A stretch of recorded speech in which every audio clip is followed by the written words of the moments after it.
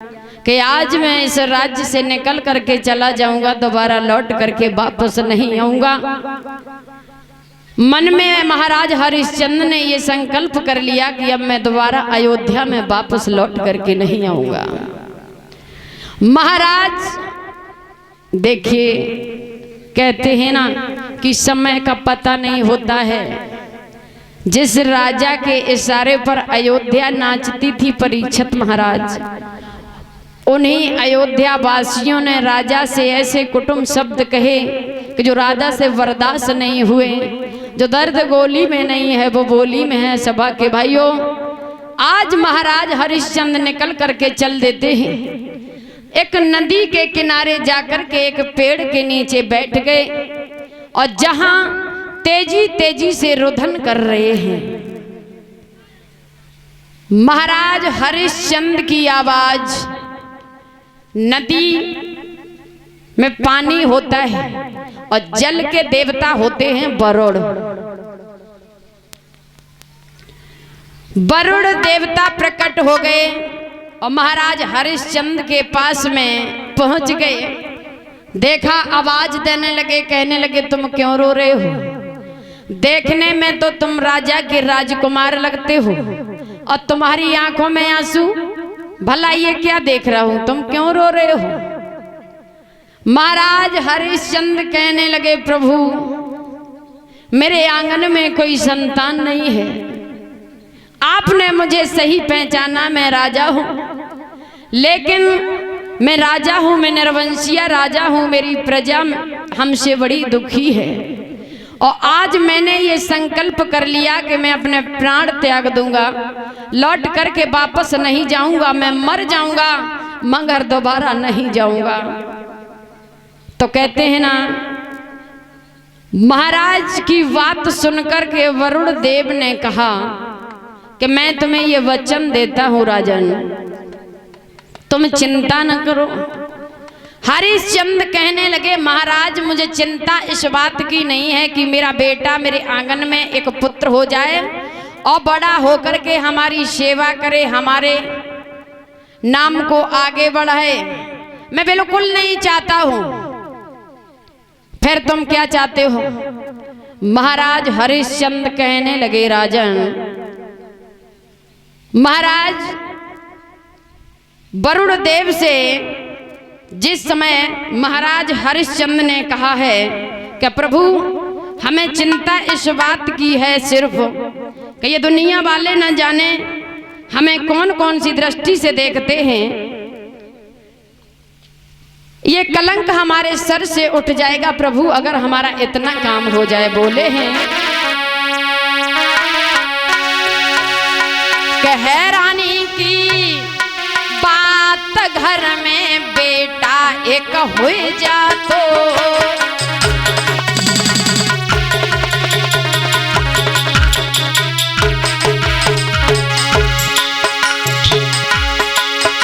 अरे हैरानी की बात, घर में बेटा एक हो जा तो और जन्म लेने के बाद में, आज जन्म लेने के बाद में चाहे बेशक अबू मर जा तो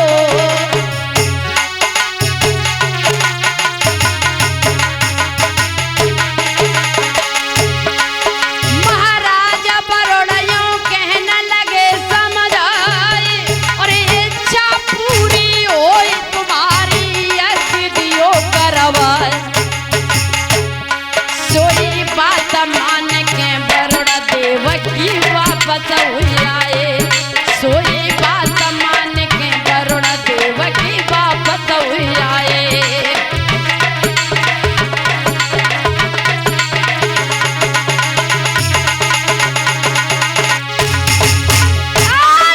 वापस हुई आए के राजा, वापस हुई आए के राजा, वापस हुई आए। सोई बात मान के बरोड़ा देव की वापस हुई आए, सोई बात मान के बरोड़ा देव की वापस हुई आए।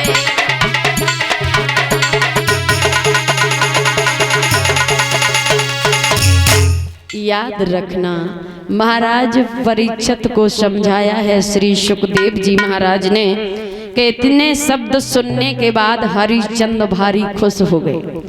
वरुण देव ने कहा, राजन मैं तुम्हें वचन देता हूँ तुम्हारे घर में पुत्र पैदा हो जाएगा, और तुम्ही ने कहा है पुत्र पैदा हो जाए तो उसे यज्ञ में चढ़ा देना, और तुम्हारा पुत्र घर में हो जाएगा, मर जाएगा तो तुम्हें कष्ट नहीं होगा। बिल्कुल नहीं, बिल्कुल नहीं। मेरे घर में एक पुत्र हो जाए, चाहे भले ही जन्म लेने के बाद मर जाए, मुझे कष्ट नहीं होगा।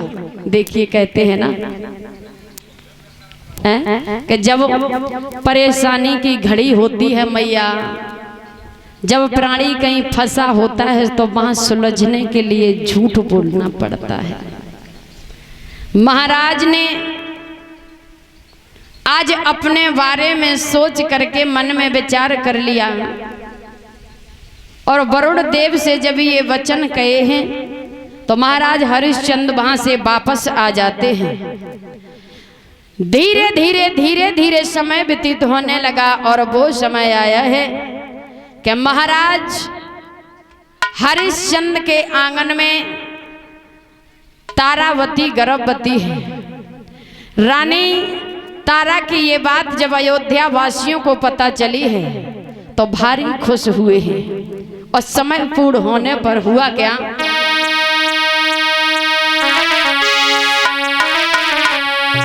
के अरे मन में मगन भये नर नारी,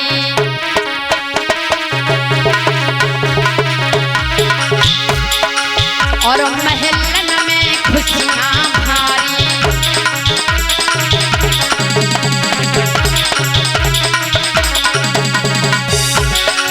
अरे जब की चिंता मिट गई सारी, गोदी में आए गो है यो तारी।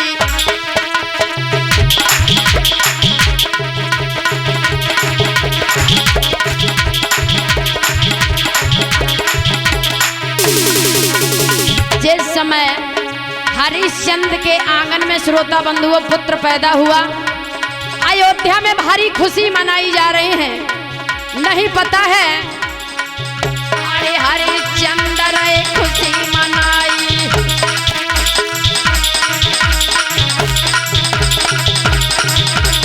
लला और तालों बरोड़ पहुंच गए आई।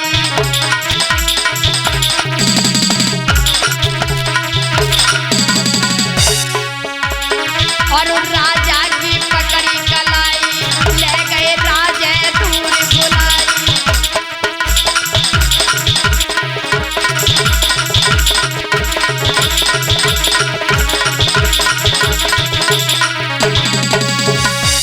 याद रखना श्रोता बंधुओं, महाराज हरिश्चंद्र के आंगन में पुत्र पैदा हुआ, अयोध्या वासी भारी खुशी मना रहे हैं।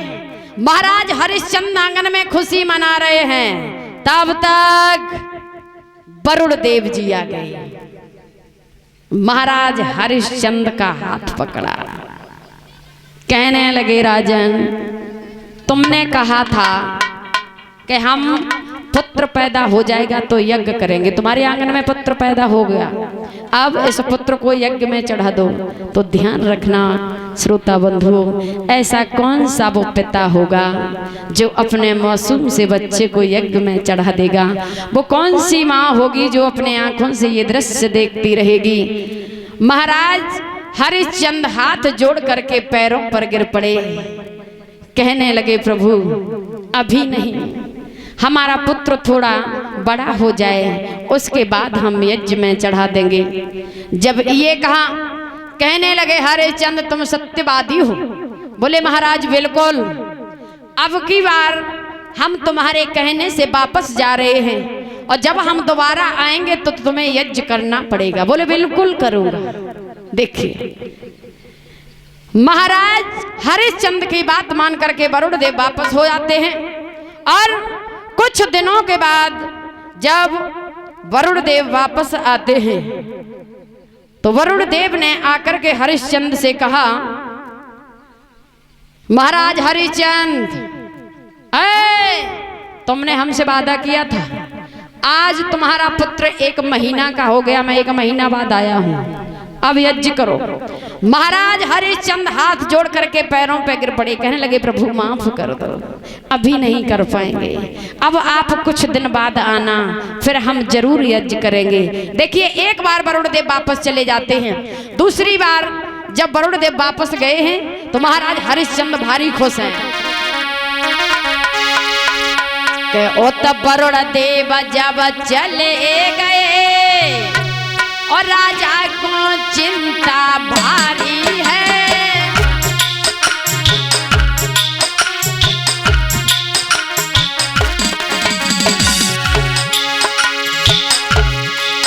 ओ तब वरुण देव जब चले गए राजा को चिंता भारी है और मुश्किल से मोए में लोला लजाई कैसे यज्ञ में डारी है।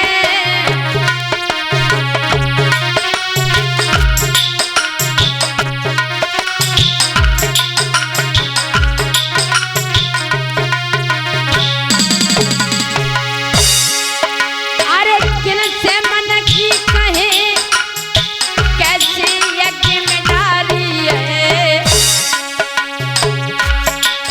और सुने जब रानी तारा मर जाएगा की महतारी है।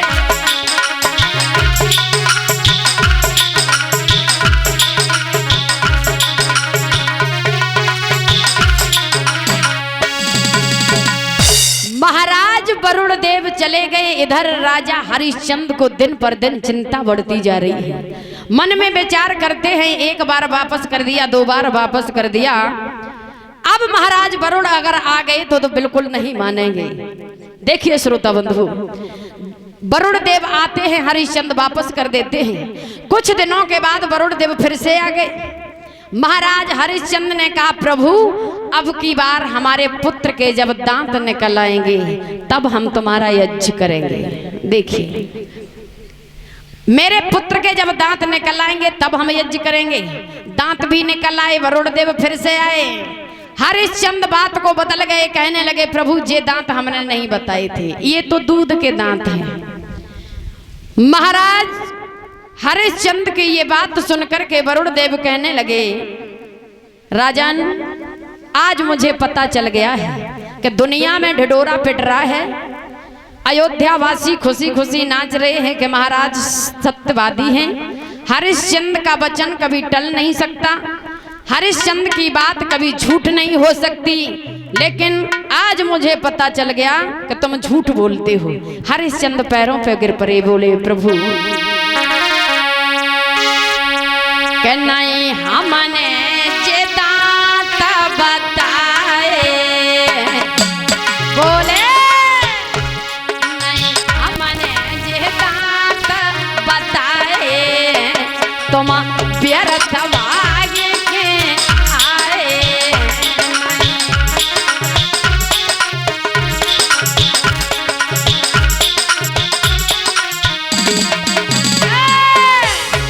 करे जोर के वचन सुनाए, करे जोर के वचन सुनाए, तुम भारी भूल करी आए, तुम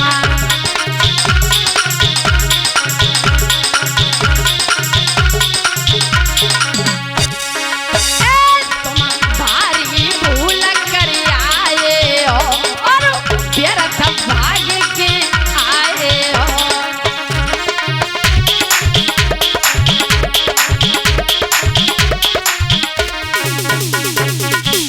कहने लगे प्रभु ये तो दूध के दांत हैं, ये दांत जब उखड़ जाएंगे दोबारा से दांत निकलेंगे तब हम तुम्हारा यज्ञ करेंगे। महाराज वरुण कहने लगे राजन इसका मतलब तुम यज्ञ नहीं करोगे। महाराज वरुण ने कहा राजन हम तुम्हें एक मौका और देते हैं। महाराज वरुण बार बार चले जाते हैं, जब फिर से वापस आए हैं कहने लगे आज हरिश्चंद्र तुम नहीं बच पाओगे। तो याद रखना श्रोता बंधुओं, उधर वार्तालाप चल रहा है हरिश्चंद्र और वरुण का। मैया तारा ने जब ये बात सुनी है तो माँ को ऐसा लगा कि पैरों तले जमीन खिसक गई हो।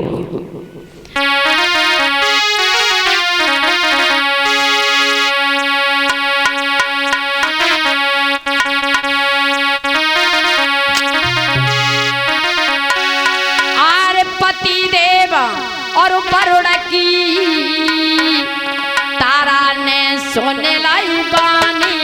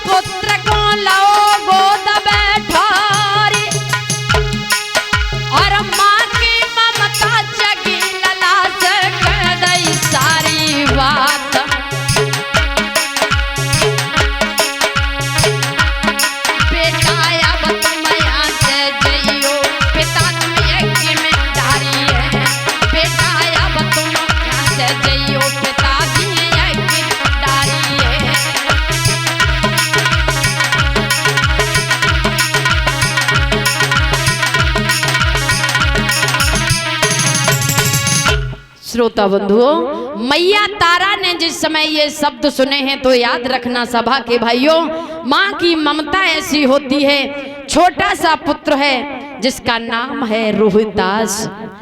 मन में संकल्प कर लिया कि मैं आज के बाद भोजन करूंगा ही नहीं। हाथ में घड़ा दे दिया और एक हाथ में डंडा दे दिया और कहा कि पानी भर करके लाओ। महाराज हरिश्चंद्र पानी भर करके लाते हैं माताओं।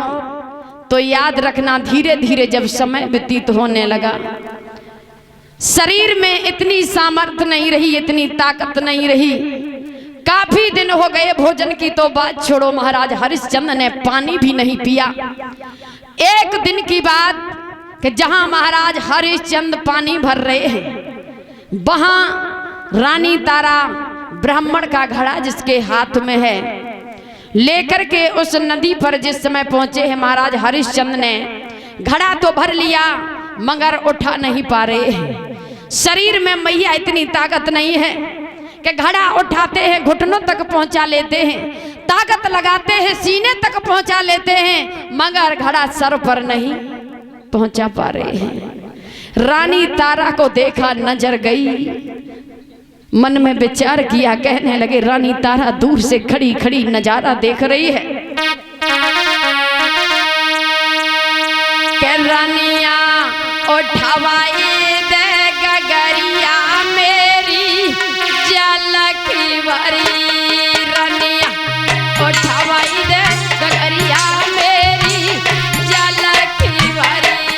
रानिया उठवाई दे गगरिया मेरी जलकी भरी। ओ रानी उठवाई दे गगरिया मेरी जलकी भरी।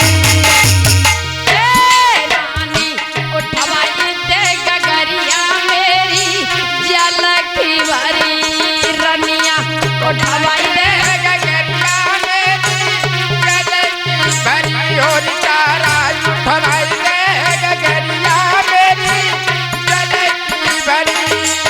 अरे चन का चारो जद मेरी रानिया जलकी भरी। रानी उठवाई दे गगरिया मेरी जलकी भरी। तारा उठवाई दे गगरिया मेरी जलकी भरी। ओ प्यारी उठवाई दे गगरिया मेरी जलकी भरी। अरे कालू बंगी को नौकर हूँ मैं, उठवाए दे मेरी रानी। कालू बंगी को नौकर हूँ मैं, ठाकुर मैं गानी। अरे कालू बंगी को नौकर हूँ ने,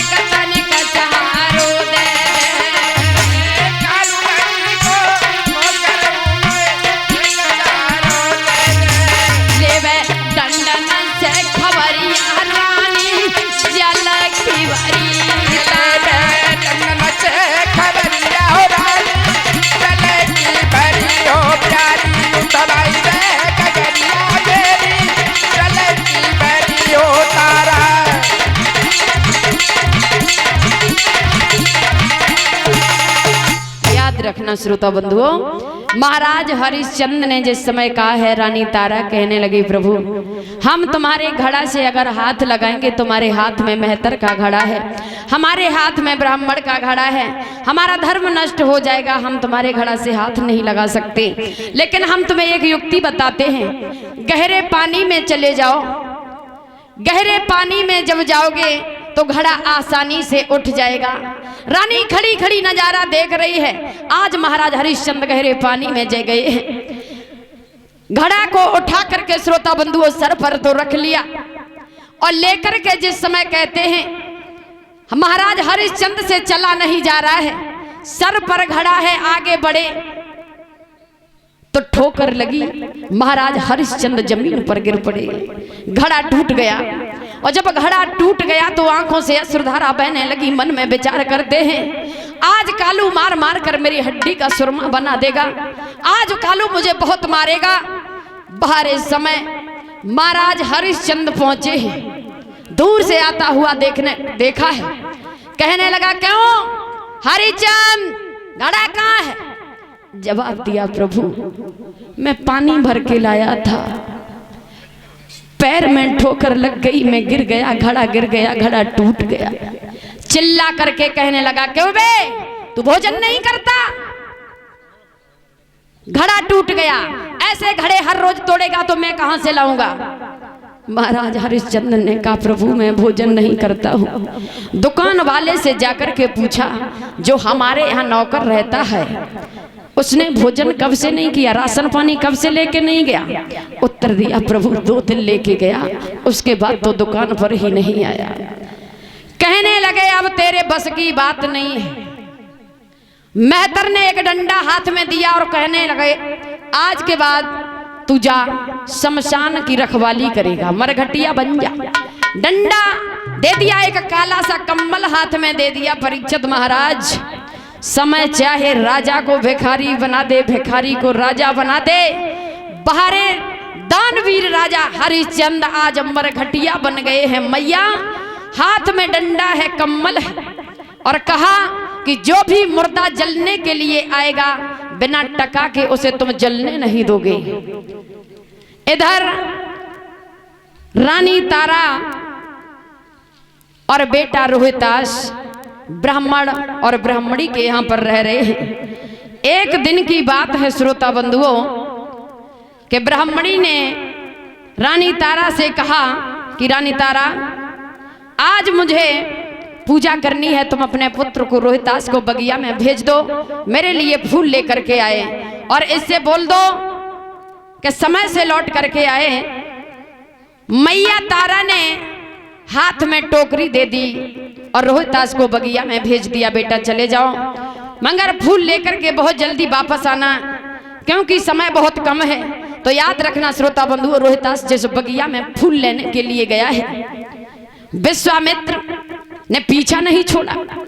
जहां बेटा फूल लेने के लिए गया है बड़े सुंदर फूल लगे हैं। एक बहुत सुंदर सा फूल है जिसमें महाराज विश्वामित्र सर्प का भेष बना करके उस फूल में बैठ गए। जैसे ही रोहितास ने हाथ बढ़ाया तो रोहितास को हाथ में डस लिया। बेटा हाय माँ चिल्ला चिल्ला करके आवाज देने लगा, रोने लगा, कहने लगा मैया मैया तू कहाँ है, मुझे आकर के बचा ले मेरी माँ, मुझे सर्प ने डस लिया है मैया। इधर विश्वामित्र ने काशी नगरिया में आवाज लगा दी कि किसी का पुत्र बगिया में फूल लेने के लिए गया था, उसे काले नाग ने डस लिया। जिस किसी का पुत्र हो वो मैया चली जाए और अपने बेटा को उठा करके ले आए। बाहर समय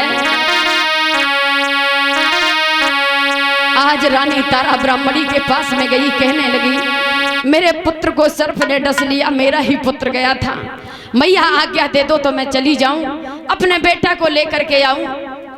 उस मां के कलेजे से हाथ लगा करके देखो, जिसका पुत्र मौत की घड़ी से जूझ रहा है। ब्राह्मणी कहने लगी तू नहीं जाएगी, तू भोजन बना उसके बाद जाएगी, तूने भोजन नहीं बनाया। आज मैया तारा भोजन बना रही है लेकिन भगवान से ध्यान कर रही है, प्रभु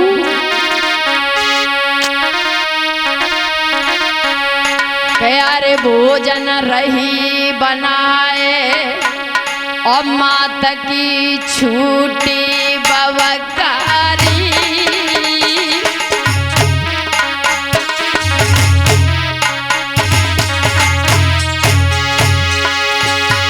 मत जइयो हमको छोड़ लला तेरी मर जाई मैं तारी।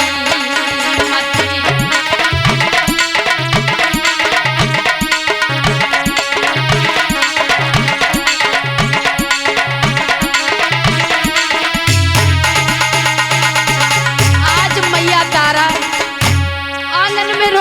बेटा मुझे छोड़ करके मत जाना मेरे लाल, तेरे अलावा मेरा इस दुनिया में कोई नहीं है रोहित। अरे भोजन रही बनाए मात की छूटी बवकारी। मत जइयो हमको छोड़ लला तेरी मर जाई मैं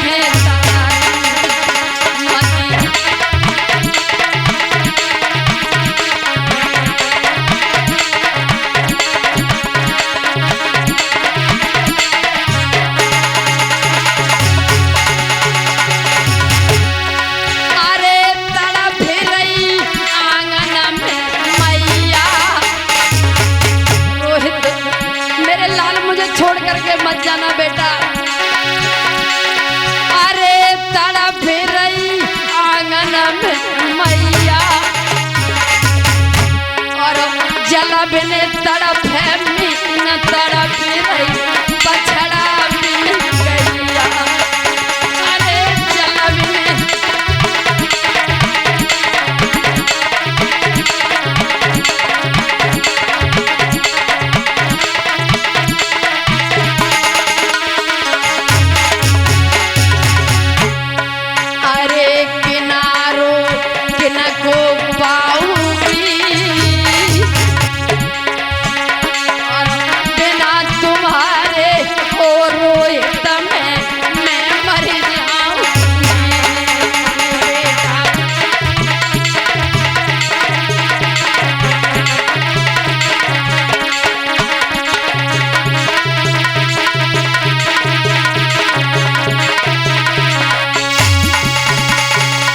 याद रखना श्रोता बंधुओं, आज दुखिया मैया ने भोजन बनाया है। भोजन बनाने के बाद मैया तारा जिस समय बगिया की तरफ बढ़ी है, एक कदम मैया बढ़ती है, पटक लग जाती है, फिर से खड़ी हो जाती है। रानी तारा रोती बिलखती उस बगिया में पहुंच गई। आवाज देने लगी, रोहित रोहित मेरे लाल तू कहाँ है? मेरे बेटा मुझे आवाज दे दे। रोहित आवाज दे रहा है, बगिया में तड़प रहा है, मैया मैया तू कहाँ है? एक बार आकर के मुझे गोदी में ले ले। जिस समय मैया तारा ने बेटा की दशा देखी, रोहित को गोदी में ले लिया। रोहित कहने लगा, माँ अब मैं ज्यादा देर जिंदा नहीं रहूंगा मैया। जिस माँ का बेटा दुनिया से जा रहा हो, उस माँ को कौन धैर्य धारण कराने वाला है भैया।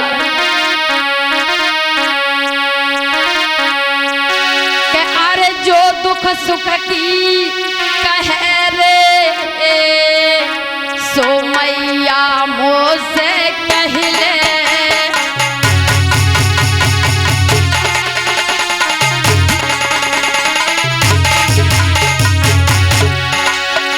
अरे जो दुख सुख की कहे रे सो मैया मोसे कह ले। जग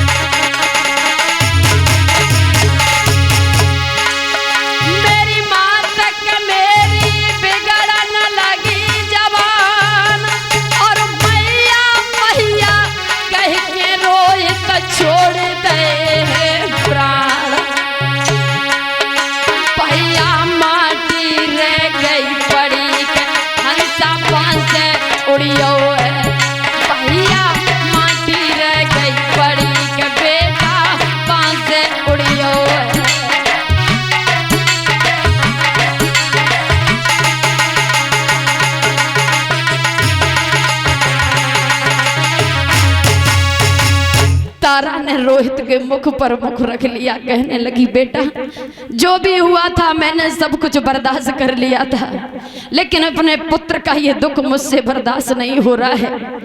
तेरे बिन रोहित मैं कैसे रहूंगी, इस दुनिया में अब मेरा कोई नहीं है। मैंने एक वृक्ष लगाया था, भगवान ने वो वृक्ष भी मेरा काट दिया। आज तारा रो करके कहती है कि अरे चैत गर्भ में रहो और नींद बर सोयो रे काया में,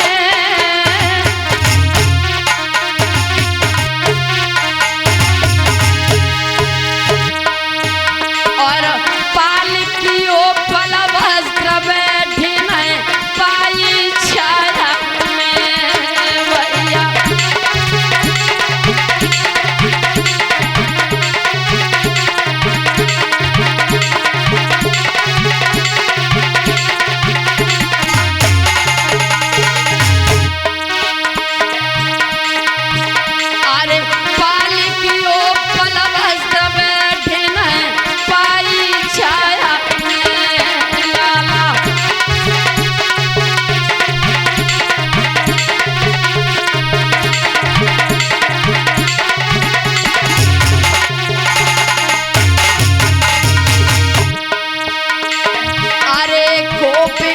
परमेश्वर रूठे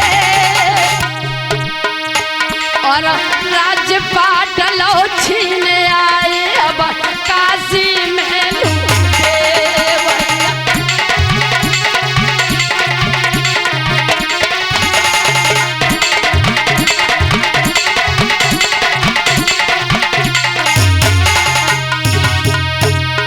अरे पड़ी जब करजा की तंगी,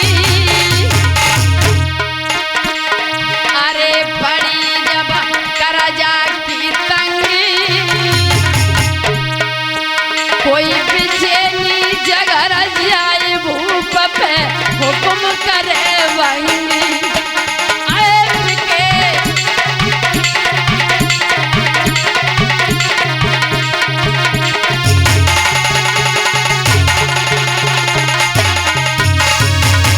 आज दुखिया को कोई धैर्य धारण कराने वाला नहीं है।